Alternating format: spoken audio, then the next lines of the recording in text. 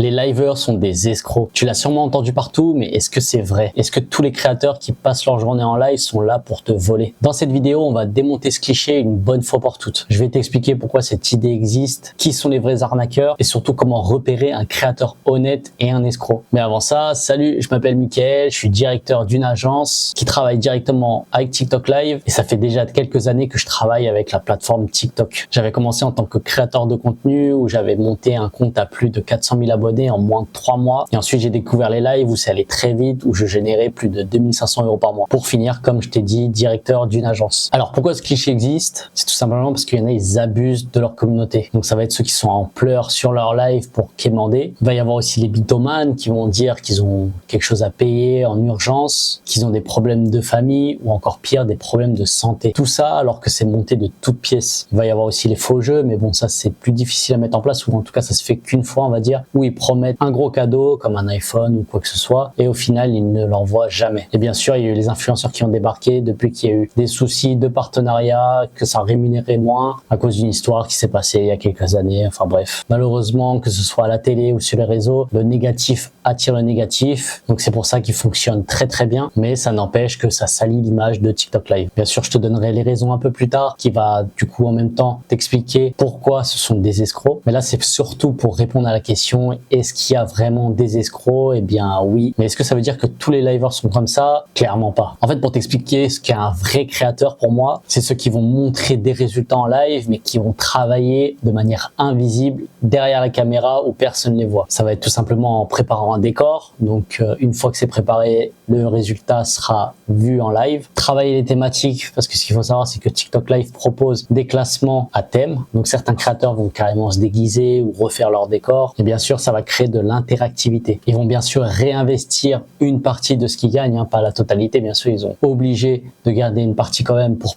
payer leurs charges, mais plutôt que de tout garder pour eux, pour aller profiter tout de suite à la plage, etc., ils vont réinvestir dans du matériel pour améliorer que ce soit le visuel, le son, etc. Certains vont gérer leur communauté, c'est-à-dire ils vont créer un petit groupe à côté où ils vont devoir l'alimenter régulièrement pour maintenir la connexion avec sa communauté. Il va aussi se former de manière régulière pour toujours essayer de trouver en fait une manière d'améliorer, quelle que soit la technique, soit dans sa manière de s'exprimer, dans sa manière d'interagir, soit encore une fois dans le matériel, etc. Comment améliorer sa qualité visuelle, sa qualité sonore, etc. Et il fera ça dans un seul but, c'est ce qui est vraiment dans ses valeurs, ça va être pour divertir, enseigner ou encore partager sa passion. Il fera ça de manière régulière, il aura vraiment un rendez-vous, d'ailleurs il se sera noté sur son profil quand tel jour, à telle heure minimum, il sera en live et il sera vraiment là pour son propre plaisir et aussi pour faire plaisir à ses spectateurs, même quand lui, ça va un peu moins. C'est vraiment de l'entrepreneuriat, hein. Il faut vraiment comprendre que être un créateur live, c'est un vrai travail et c'est pas juste poser une caméra et attendre que ça vienne. Après ça s'apprend, hein. Si tu veux apprendre toutes les techniques pour être un bon créateur TikTok Live, n'hésite pas à t'abonner parce que sur cette chaîne, je donne un maximum de conseils pour évoluer. Donc ensuite, on va arriver aux limites, on va dire, des créateurs. En fait, ça devient un limite quand un liver va commencer à exagérer sa situation, parce que là, on arrive dans du mensonge. Il va réussir à mettre une certaine pression de manière subtile, juste pour avoir des dons. Alors, est-ce que c'est de l'arnaque? C'est pas forcément illégal, mais ça reste de la manipulation. Ce qui reste légal en soi, hein. Sinon, j'ai envie de dire, beaucoup de personnes sera en prison au jour d'aujourd'hui. Et c'est pour ça que les spectateurs doivent vraiment réussir à faire la différence. Parce que si les spectateurs soutiennent ça, c'est eux le vrai problème. Parce qu'ils vont les entretenir et donc ça va continuer et ça va se développer comme c'est déjà le cas d'ailleurs. Donc comment repérer un créateur honnête et un escroc? Donc il y a certains signes qui trompent pas, hein. Comme par exemple promettre des choses et que derrière ils trouvent des excuses pour que ce soit pour échanger des dons, offrir des cadeaux, etc. Enfin, ou même tout simplement répondre à des messages. Encore une fois, je pense aux influenceurs qui ont de la notoriété, donc qui proposent de répondre, on va dire, de manière subtile aux messages et de dire, par exemple,